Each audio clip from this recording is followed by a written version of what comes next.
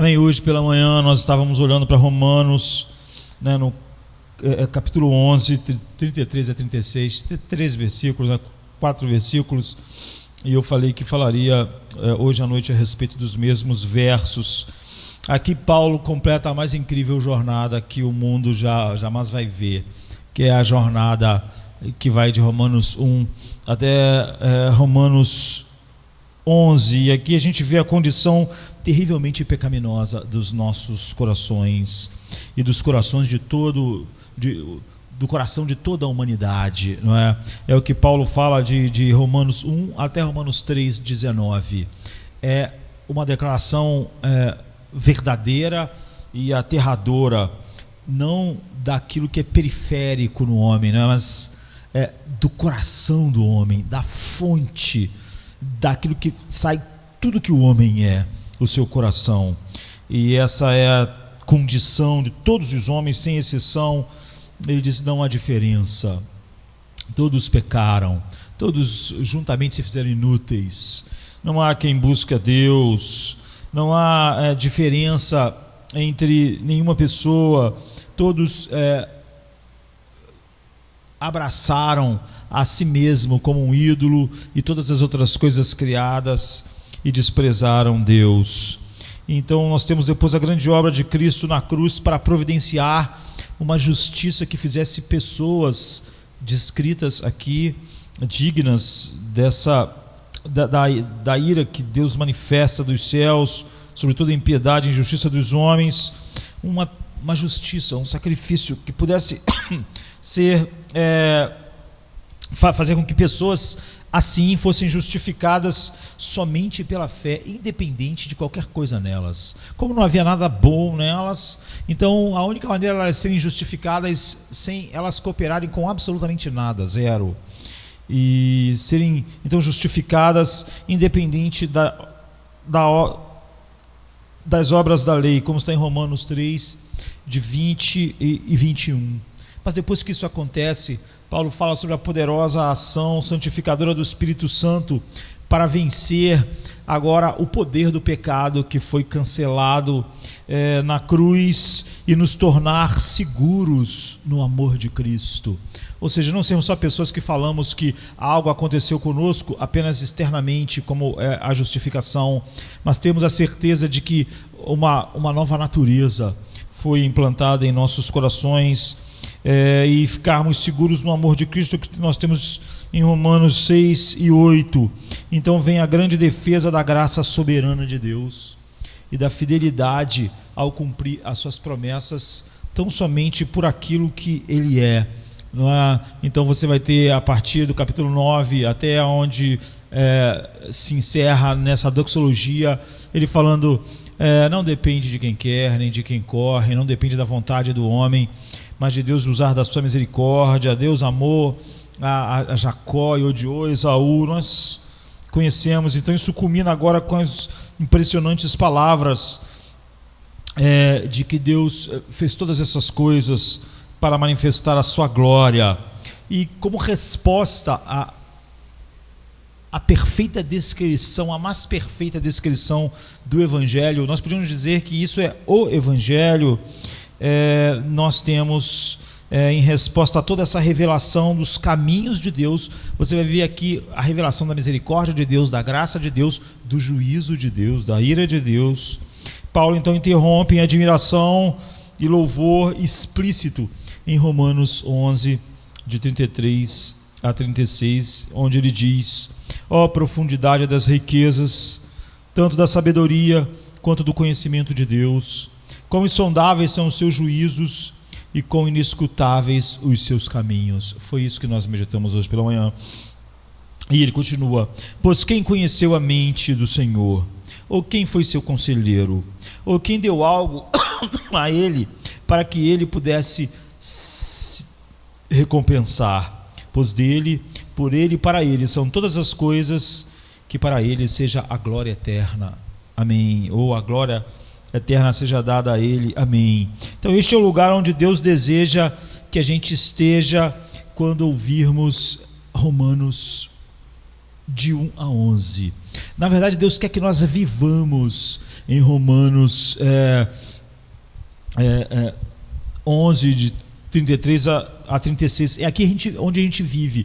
É nesse espírito de encantamento e adoração que a gente vive se o Evangelho está em nossos corações. Aqui que Deus quer que a gente more, maravilhados com a misericórdia e adorando a Deus somente por meio de Cristo e contemplando a Deus somente por meio de Cristo. Ele é a sabedoria, o conhecimento, a riqueza. E esta é a resposta que nos tornará capazes de viver as exigências morais e práticas a partir do capítulo 12. Só a partir do capítulo 12 é que Romanos vai falar sobre obediência, sobre fazer a vontade de Deus. A obediência e fazer a vontade de Deus é uma resposta do coração capturado por esse senso de maravilha. Na Bíblia, a santificação, ela nunca é o resultado da lei. A lei, nós morremos para a lei. É sempre esse senso de maravilha, de doxologia, que nos leva a não querer vivermos mais para nós mesmos, constrangidos pelo amor. Então a moralidade na vida cristã não é simplesmente a força de vontade para fazer coisas certas. Quando as pessoas dizem, eu tenho tentado tanto fazer as coisas certas, mas é tão difícil, e essas pessoas não entenderam, elas estão lá na lei, olhando para aquelas grandes dificuldades do Monte Sinai, e Deus tem a autoridade de comandar, e nós temos um coração capturado pela beleza e pelo poder do Espírito para querer aquilo que Deus quer. Então a moralidade cristã é, na verdade, o excesso da adoração.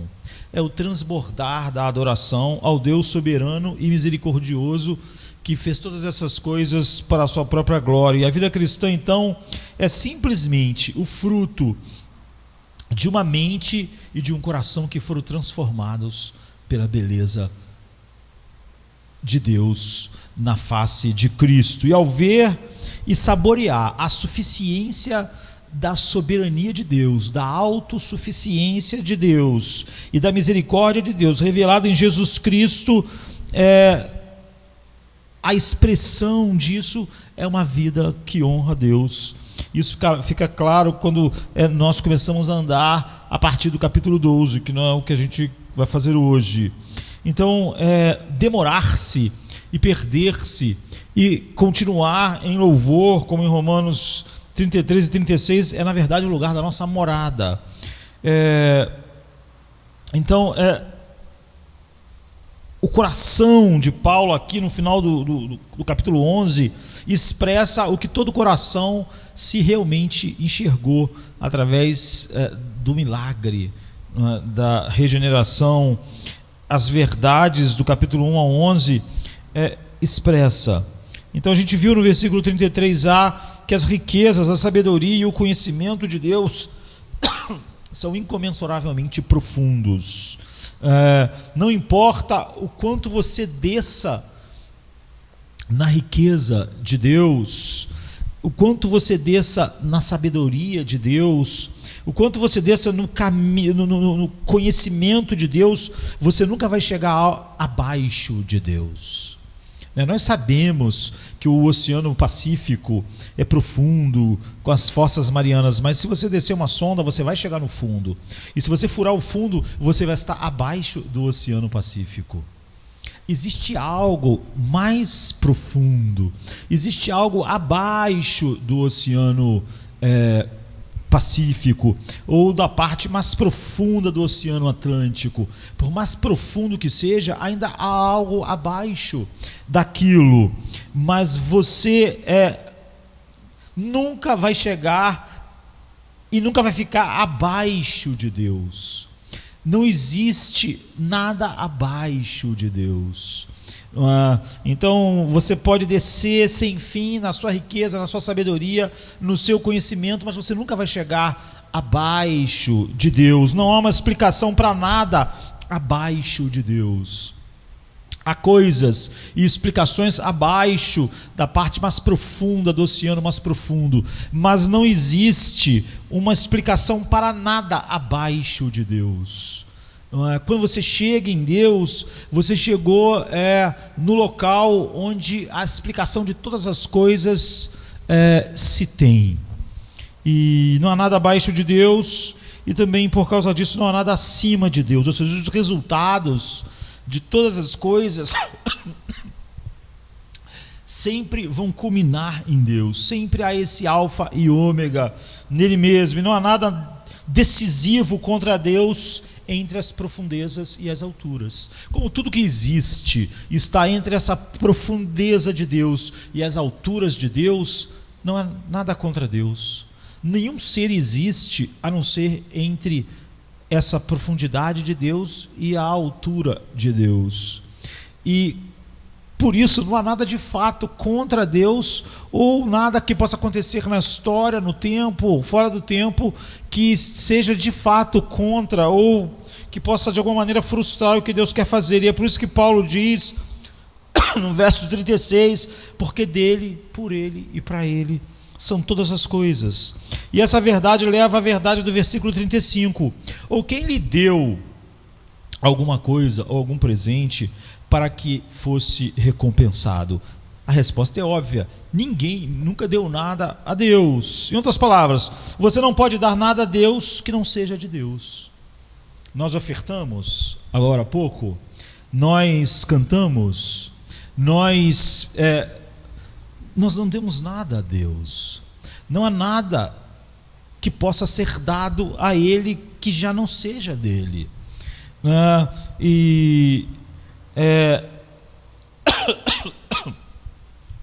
Sempre que nós pensamos que podemos dar algo a Deus, de alguma maneira nós em nossos corações roubamos algo de Deus. E se você pudesse realmente dar alguma coisa a Deus, Deus teria uma dívida com você, mas Deus não tem. E é o que Paulo está dizendo: quem primeiro deu a Ele para que Ele tenha que recompensar? Ninguém. Você e eu não podemos ficar apenas no sentido teórico disso. Sempre que a gente fala assim, por que Deus está deixando isso acontecer? É porque a gente acha que Ele devia alguma coisa a nós. Eu tenho obedecido tanto, eu tenho feito tanto, eu tenho orado tanto, por que Deus não salvou aquela pessoa? Nós achamos que realmente demos algo a Ele, Ele ficou em dívida conosco.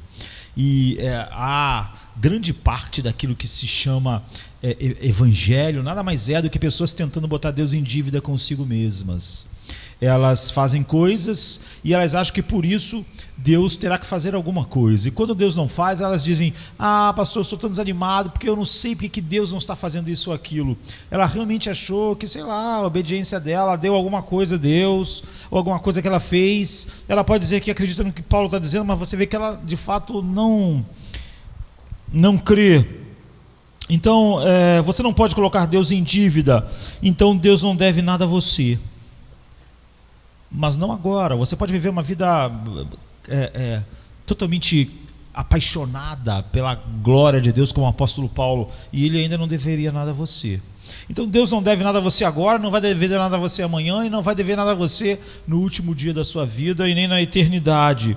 Todas as coisas vêm dele, por meio dele, e tudo é totalmente gratuito. E vão ser para Ele, porque tudo vem dele, por Ele, vão ser para Ele. Tudo vai dar glória a Ele. Se você vai dar glória a Ele como Judas ou como Pedro, eu não sei, mas vai dar. Porque como tudo veio dele, é por Ele, tem que ser para Ele. E isso também leva Paulo a dizer no verso 34, quem conheceu a mente do nosso Senhor? Ou quem foi seu conselheiro? De novo a resposta é ninguém. Todas as respostas que fluem das perguntas de Paulo são a mesma. Em outras palavras, você não pode apenas dar nada a Deus, não pode dar um presente que Ele não possua. Não é? Quando nós damos algo a Deus, nós é que estamos sendo agraciados, porque dar a alguém algo que já é dela e ficarmos felizes com isso, como fizemos hoje ao adorarmos a Deus, nos mostra só a bondade de quem está recebendo algo que já é seu e que alguém está lhe dando. Então você não pode lhe dar nada, mas uma coisa fundamental que talvez seja uma das coisas mais difíceis, é que você não pode dar nada a Deus, principalmente conselhos. Você não pode dar nada e nenhum conselho a Deus que Deus não conheça. Então, pois dele e por ele são todas as coisas. O que leva Paulo a dizer no verso 33, quão insondáveis são os seus juízos e quão inescrutáveis são os seus caminhos. Outras palavras, uma vez que as riquezas, a sabedoria e o conhecimento de Deus são profundos, como nós vimos, a profundidade das riquezas, do conhecimento, da sabedoria de Deus, então são tão profundos de modo que não podemos dar a ele nada que ele não tenha, ou dizer qualquer coisa a Deus que ele não saiba. E não é de admirar que muitas vezes nós ficamos confundidos, ficamos perplexos, ficamos desnorteados e pasmos com os caminhos e julgamentos de Deus, com a maneira com que Deus age, a maneira com que Deus julga. E o desígnio, o efeito final de tudo isso está no final do verso 36, que diz: todas as coisas não são apenas dele e por ele, mas também para ele. Portanto, a ele seja a glória. É o desfecho único possível. Nossas vidas devem ser vividas de boa vontade para a glória de Deus, porque essa é a única razão de todas as coisas existirem. Ou nós vamos servir a sua glória de boa vontade e desfrutar da alegria disso, ou vamos servir a sua glória de má vontade em nossa condenação. Mas nós vamos servir a sua glória. Tudo que está entre a profundidade de Deus e a altura infinita de Deus dará glória a Deus. Essa não é uma guerra, esse é o espaço onde tudo existe para o mesmo propósito, e somos criados e chamados para tornar a beleza e a grandeza de Deus conhecidas no mundo. Esse é o nosso privilégio, e nossa razão de ser é dar valor a Deus e levar todas as nações a contemplarem agora essa beleza em Jesus Cristo, e por graça confessarem a Cristo, porque por fim todos vão confessar a Cristo, que Ele é o Senhor, para a glória do Deus Pai. Então, nós temos 5 passos para a glória, não é?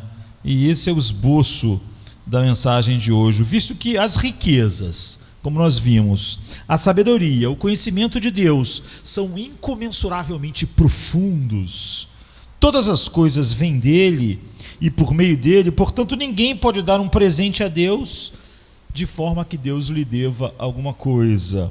Ninguém pode dar nenhum conselho a Deus sobre como ele deve agir, o que ele deve fazer, quem ele deve salvar e quem ele deve condenar. Seus caminhos e julgamentos são insondáveis, os seus juízos são insondáveis. Não é que nós não podemos falar sobre quem ele condena e quem ele não condena, nós sequer podemos sondar os seus juízos. São inescrutáveis para as nossas mentes finitas, para que finalmente nós devamos dar toda a glória a Deus e nos contentar com uma felicidade totalmente dependente da exaltação de Cristo. Ou seja, toda a nossa felicidade está ligada à exaltação de Cristo e de Cristo sozinho. E nós vamos seguir essas 5 etapas, uma de cada vez, antes de encerrarmos. Então a primeira: todas as coisas são de, através e para Deus. Primeiro, porque as riquezas, a sabedoria e o conhecimento de Deus são incomensuravelmente profundos. O verso 33 é verdadeiro: dele e por meio dele são todas as coisas. Isso significa que a origem última, ou a causa última, ou a razão decisiva para tudo é Deus. Você vê como o humanismo secular está no extremo oposto do evangelho.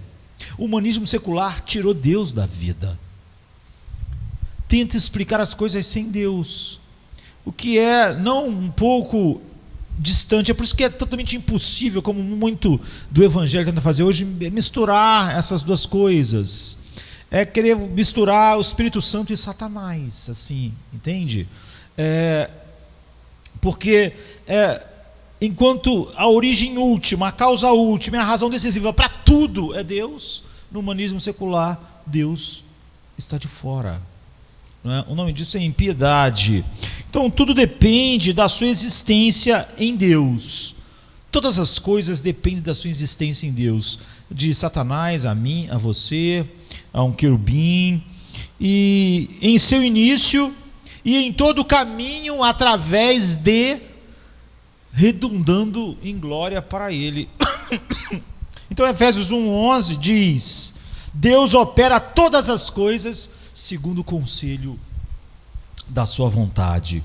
Romanos 9:16 coloca assim: portanto, não depende da vontade ou do esforço humano, mas de Deus, que tem misericórdia.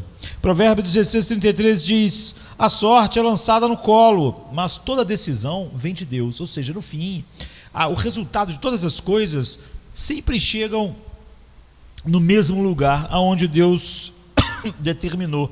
Todas as coisas são dele, por ele e para ele, vêm dele e são por ele. Significa que não há uma explicação para o que acontece, que seja mais profundo ou mais decisivo do que Deus. É óbvio que existem camadas nessa explicação que me incluem, que inclui você, que inclui as nossas vidas, mas nada disso é decisivo. Não somos decisivos para o fim da história, não somos decisivos para a realização do propósito. Isso é o que queremos dizer quando afirmamos que Deus é absolutamente soberano. O diabo e todas as outras coisas só estão dentro desse propósito de Deus. Em última análise, tudo não é um pouco, tudo é completamente dependente de Deus. E então sua existência e tudo que vem dela, incluindo muito do mal, né, todo o mal no mundo, depende da vontade de Deus que exista e que ele determine aquilo que a extensão daquilo ou não. Então Deus vê isso e decreta aquelas coisas que vão redundar na glória final de Cristo. E uma vez que ele não faz nada à toa ou caprichosamente, porque Deus a profundidade do conhecimento e da sabedoria de Deus, não há nada que Deus faz porque ele faz. Nada que ele faz que não tenha um propósito específico, perfeito. Então sempre há um propósito para o que ele faz acontecer diretamente e o que ele determina através de meios que aconteça, portanto indiretamente.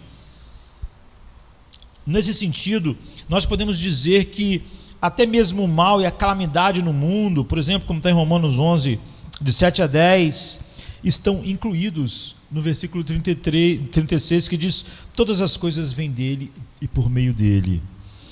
Mas não vamos dizer aqui mais do que deveríamos dizer, nem menos. Há um sentido em que não devemos dizer que todas as coisas vêm de Deus. Por exemplo, em 1 João 2, 15 e 16 diz assim: não ame o mundo ou as coisas do mundo. Se alguém ama o mundo, o amor do Pai não está nele. Pois tudo que há no mundo, os desejos da carne, os desejos dos olhos e o orgulho das posses, que é a soberba da vida, né? O orgulho do status, não vem do Pai, vem do mundo. Então aqui João diz que os desejos da carne, os desejos dos olhos, o orgulho da posse, a ideia de status por aquilo que eu visto, dirijo, como, não vem de Deus. Então, em certo sentido, todas as coisas são de Deus, mas em outro sentido, essas coisas elas não vêm de Deus. Isso significa que o pecado não vem da natureza de Deus.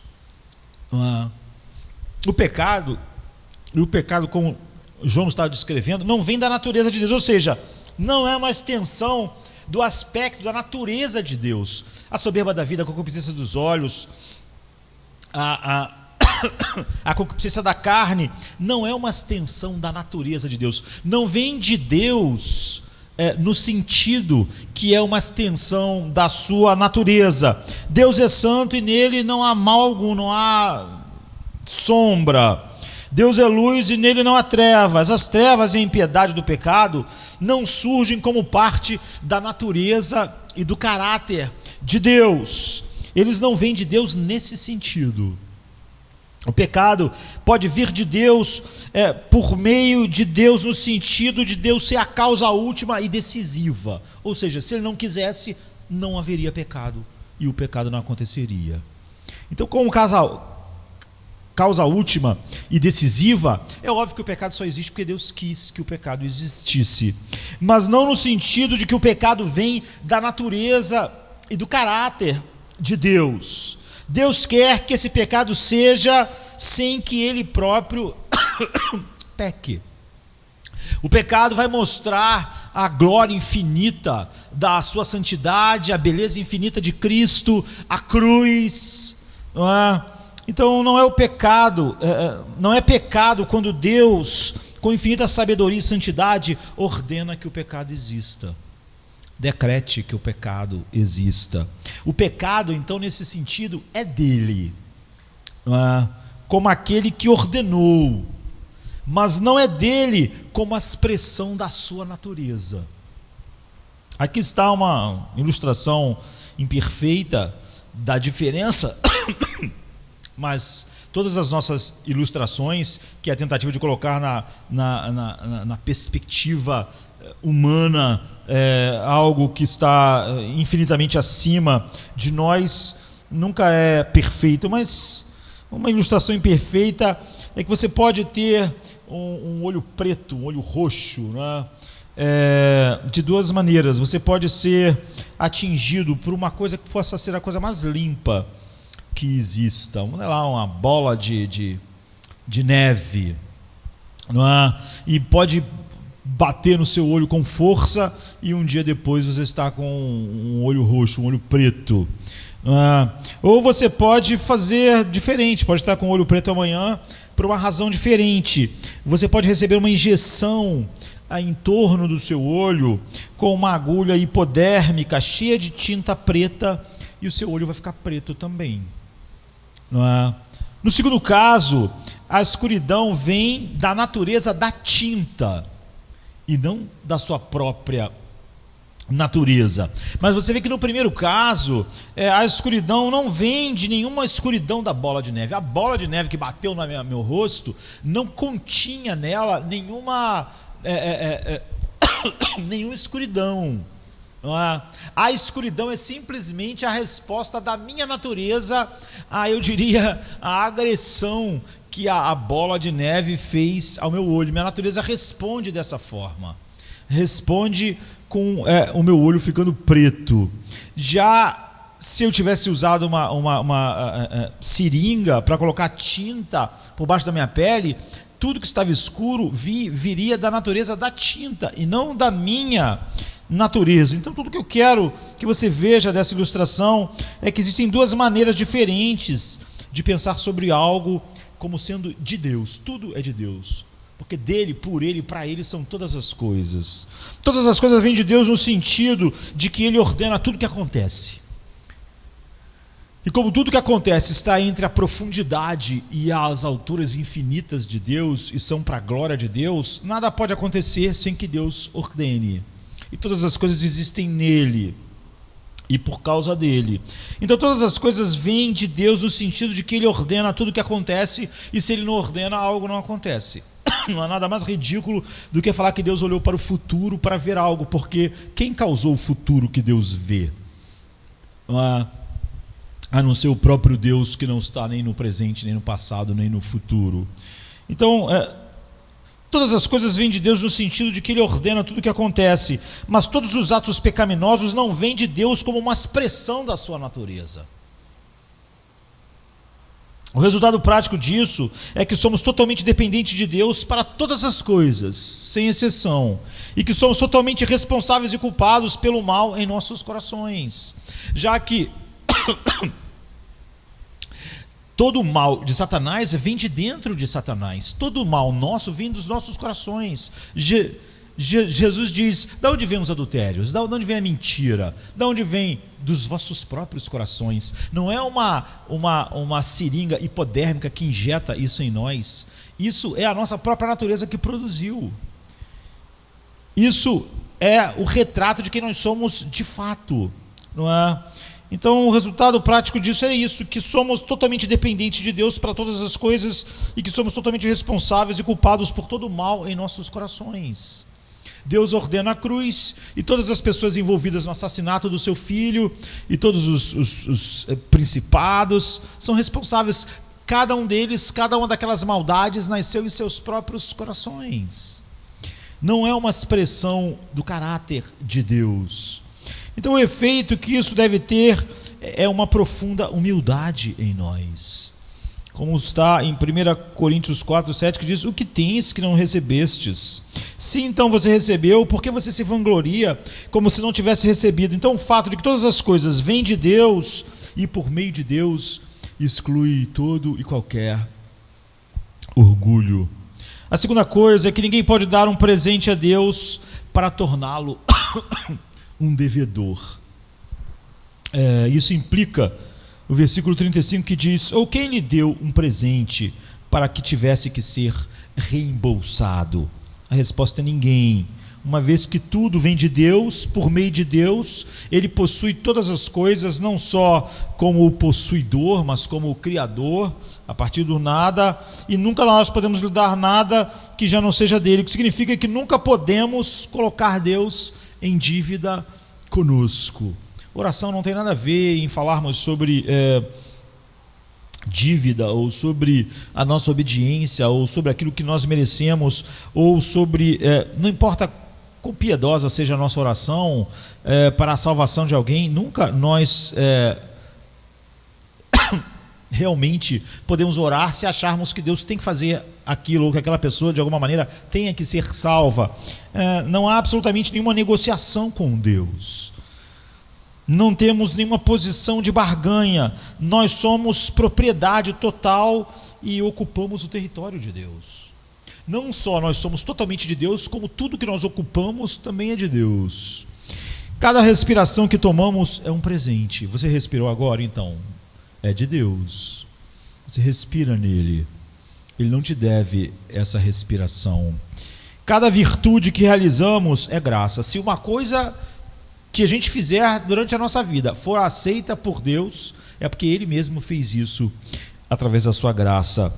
Então Atos 17, 25 diz: Deus não é servido por mãos humanas, como se Ele precisasse de alguma coisa, pois Ele mesmo dá a todos vida, fôlego e todo o resto.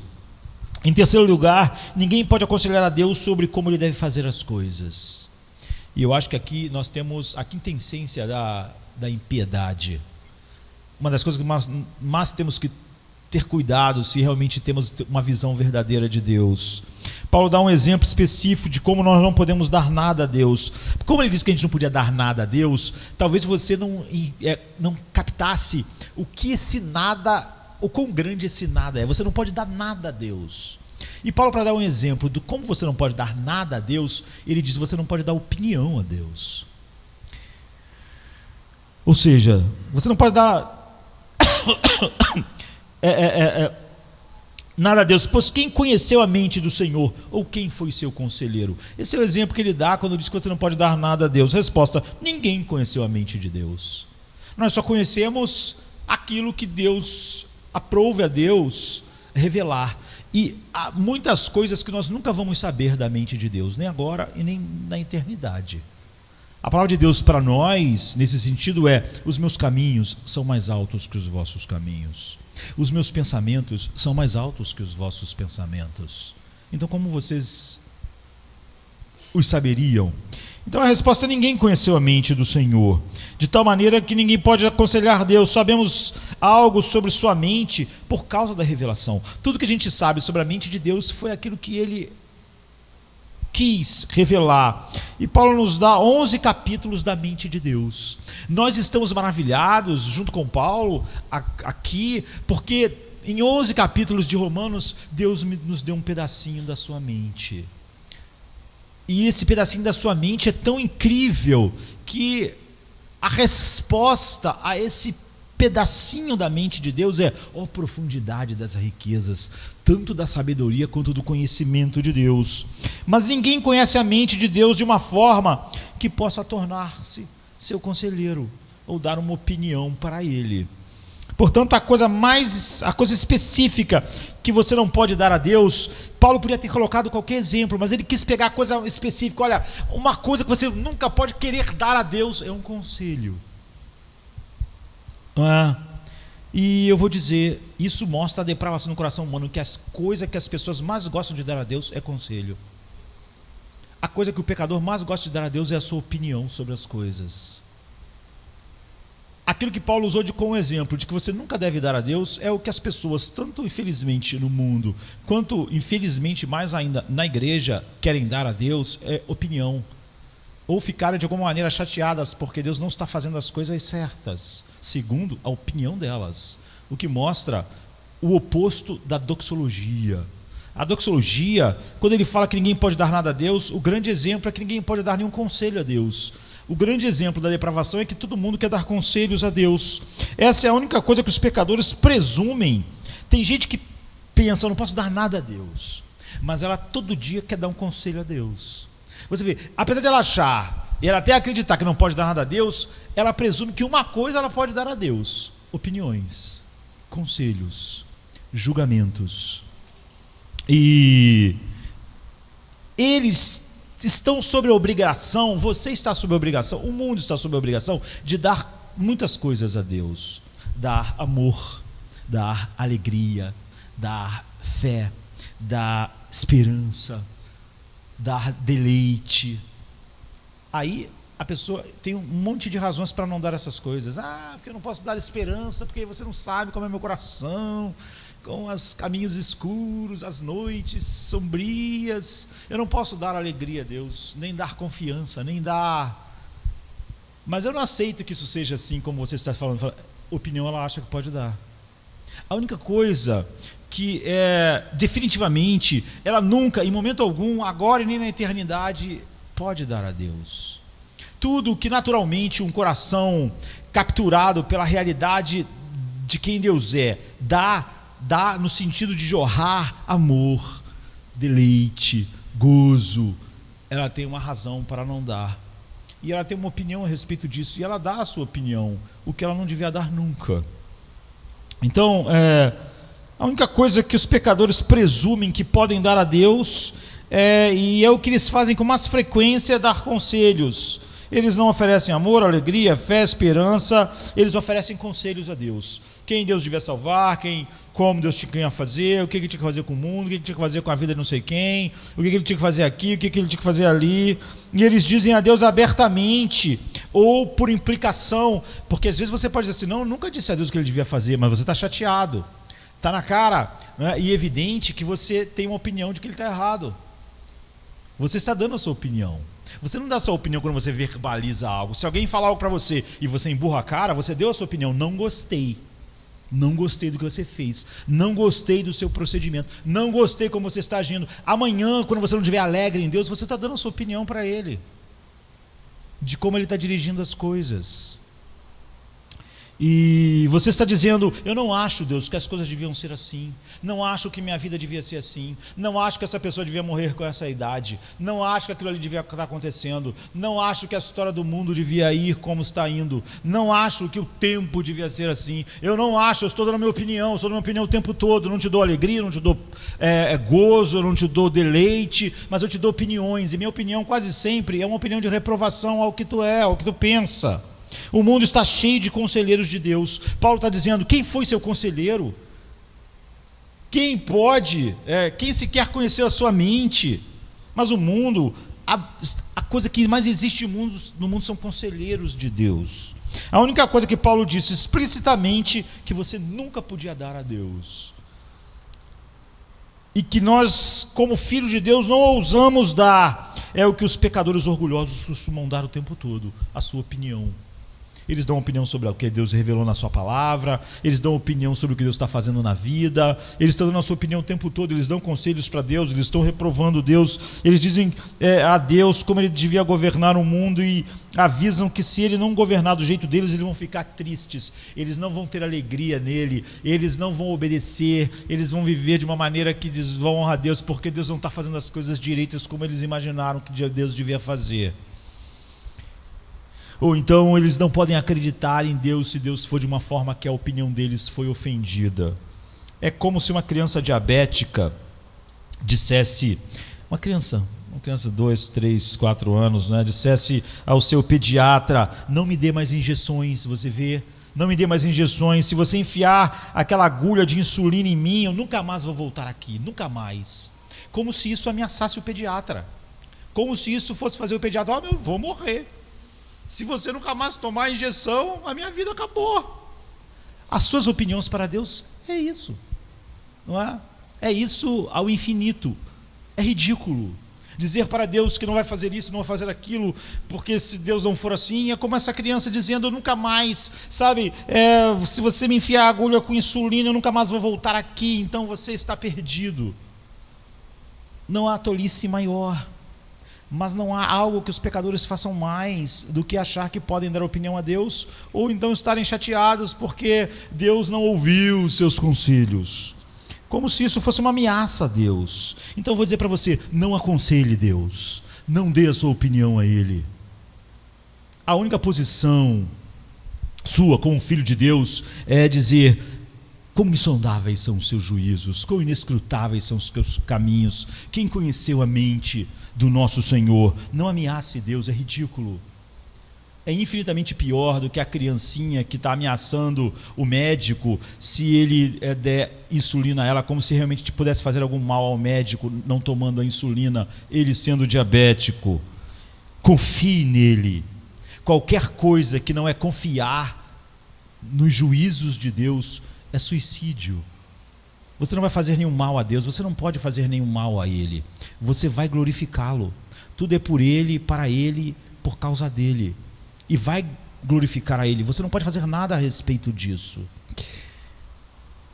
Em quarto lugar, seus modos de julgamento são insondáveis e inescrutáveis para nossas mentes finitas.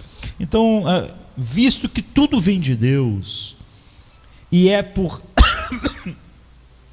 meio de Deus, de modo que não podemos dar a Ele o que não seja já dele, e de modo que nós não podemos dar nenhum conselho a Deus, de acordo com o versículo 33b, não é então de se admirar que muitas vezes a gente esteja confuso, perplexo com o julgamento de Deus, porque são insondáveis para nós. Nós só conseguimos olhar algo e ficar tudo claríssimo para nós se nós pudermos realmente sondar algo e esgotar algo. Então a gente entendeu e diz: olha, para mim isso está claríssimo. Não, mas nesse caso não é de admirar então que muitas vezes a gente esteja perplexo com os caminhos de Deus.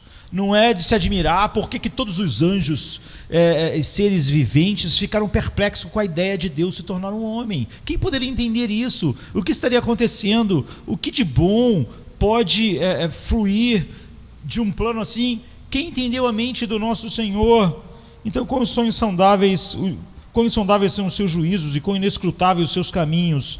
Isso não significa que Deus seja totalmente ininteligível. Não é? Os mistérios de Deus estão sendo revelados nas Escrituras. É por isso que nós não temos nenhuma outra fonte, não podemos conhecer o que Deus está fazendo a não ser através das Escrituras. E o Espírito Santo é dado a nós para iluminar nosso entendimento. Em 1 Coríntios 2, 14 e 15 diz: mas agora vemos em um espelho, vagamente, mas depois veremos face a face. Agora eu sei em parte, então conhecerei plenamente, assim como fui plenamente conhecido. Ou seja, nós podemos compreender tudo aquilo que Deus revela com a ajuda soberana do seu Espírito, para que essa revelação de Deus não só seja clara, mas transformadora na minha vida, para que eu esteja nesse mesmo lugar que Paulo está nessa doxologia. Em quinto lugar, A Deus seja a glória para sempre, o que nos leva finalmente à conclusão de todo que Romanos 1-11 é. Não apenas todas as coisas vêm de Deus, e não apenas todas as coisas vêm por meio de Deus, mas como diz o versículo 36b, porque por Ele são todas as coisas, glória seja dada a Ele eternamente. Você ama a ideia de que você existe só para fazer Deus parecer glorioso? Que não há nenhuma outra razão para você existir? Que a razão da sua existência não está ligada a você mesmo? Que tudo existe para mostrar a glória de Deus, o céu e o inferno, a vida e a morte? Você ama a ideia de que toda a criação só existe para exibir a glória de Deus? Que a própria criação não tem uma razão em si mesma para existir? E que eternamente a criação não existiu, quando só Deus existiu e nada faltava ao Deus Criador sem a criação? Que houve um tempo, se é que essa palavra pode ser usada, não é? Que tudo que existe só existia na mente de Deus. E você ama a verdade de que toda a história foi projetada por Deus para um dia ser uma tela completa que exibe da melhor maneira possível a grande beleza de Deus em Jesus Cristo? Que toda a história é só por causa disso? Você ama o fato de que Jesus Cristo veio ao mundo para vindicar a justiça de Deus e reparar o dano que a tua vida fez, se você está em Cristo, porque você existia só para uma coisa, e a única coisa para a qual você existia, você estava vivendo exatamente da maneira oposta, ou seja, a tua vida era uma mentira a respeito de Deus, era uma declaração falsa a respeito do valor dele.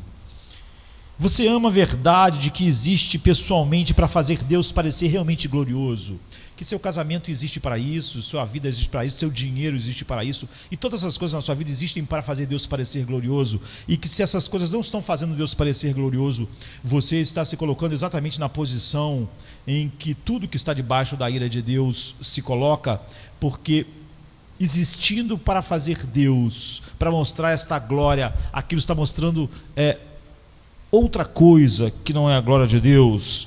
Então eu pergunto novamente: você ama o fato de que a tua salvação foi feita para glorificar e colocar a graça de Deus em exibição? Que se você vai ser salvo eternamente, é só porque a graça de Deus será exibida eternamente. E vasos indignos foram escolhidos para mostrar a graça eternamente, e essa é a razão de você salvo eternamente, e não por nenhuma razão que seja realmente centrada em você ou no seu valor. Você ama ver então e mostrar a glória de Deus? O que traz você ao culto? Você acha um culto uma coisa chata? O que traz você ao culto é um anseio de ver e transbordar a visão da glória, da graça de Deus perfeitamente exibida na cruz de Cristo. Então você ama ver a glória de Deus? Ver a glória de Deus é o que impulsiona você. É por isso que Ele criou o universo, é só por isso que Ele ordenou e decretou a história. É apenas por isso que Ele enviou o seu Filho ao mundo, e é só por isso que você existe. Para sempre, se você está em Cristo, ver, saborear e mostrar a glória de Cristo, que é a imagem de Deus. Então a questão no final de Romanos 1-11 é: você realmente foi chamado e aceitou o